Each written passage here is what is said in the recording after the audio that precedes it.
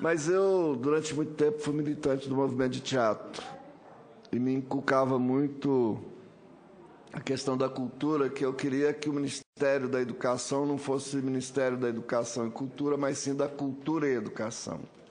Acho que a educação, na minha visão, à época, e ainda hoje, é que ela nasce da cultura, do que se acumula, do que se produz, né? Isso vai gerar a necessidade da educação,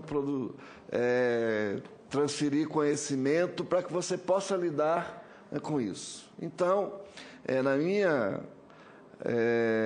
militância lá, eu debatia esse tema e dizia que tinha que ser Ministério da Cultura e Educação. Naquele tempo era Educação e Cultura.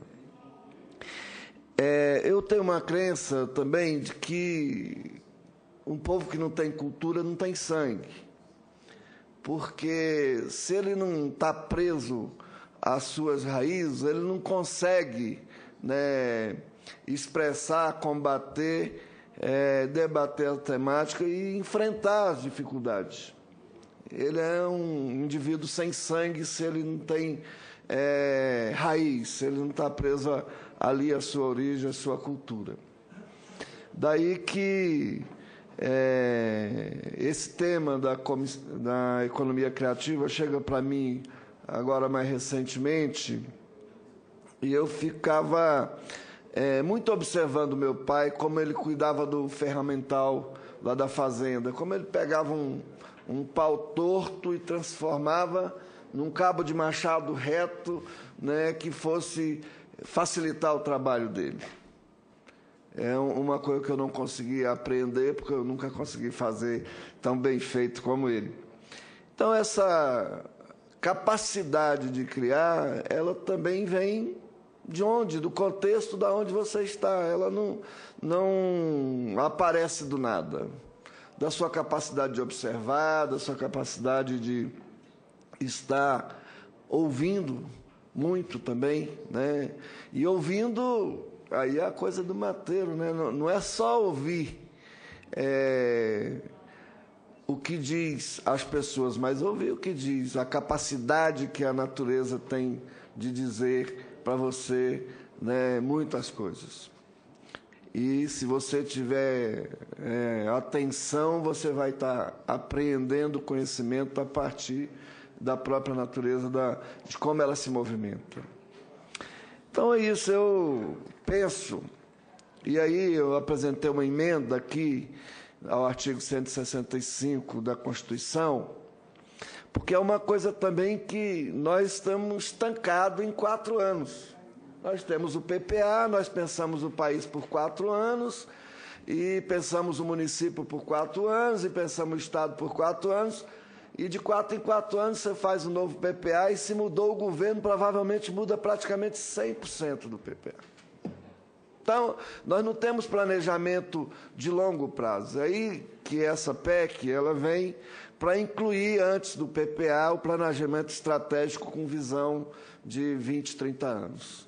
É como algo constitucional obrigatório ao Poder Executivo executar esse planejamento de longo prazo. Estou agora tentando, já conversei com o senador Fernando Bezerra, com o senador Walter Pinheiro, para a gente trazer isso para o bojo do Pacto Federativo e que essa emenda seja aprovada agora, porque isso é importante. Se nós tivermos um planejamento de longo prazo, com o seu eixo central, as suas diretrizes, que é lei, vira uma política de Estado de longo prazo que muda governo, mas você tem uma diretriz para seguir. Então, penso que isso é muito importante. E tudo que foi dito aqui hoje para mim, eu tenho dito no meu estado para os meus amigos e companheiros, eu falei, como é que está lá no Senado? Eu falei, estou fazendo um mestrado lá. Estou fazendo um mestrado. A coisa melhor que tem lá é a audiência pública, porque você tem a oportunidade de aprender, vai lá os papas de cada assunto, né? E você está sempre aprendendo. Então, eu estou compreendendo que na questão da economia criativa, professora, é isso, a gente precisa de um programa de longo prazo, né, e que seja transversal. Daí a questão que colocou a senadora Lídice da Mata em relação à transversalidade. Um dos problemas da transversalidade, na minha opinião, é que os gestores que têm a obrigação ou o poder de exercitar a transversalidade, às vezes se perdem querendo exercitar a política de fim e não de meio. E a transversalidade ela tem que estar em todo o governo, ela tem que ser política de governo, né? E que o gestor dela esteja envolvido, indo a todas as outras pastas discutir essa questão da política transversal.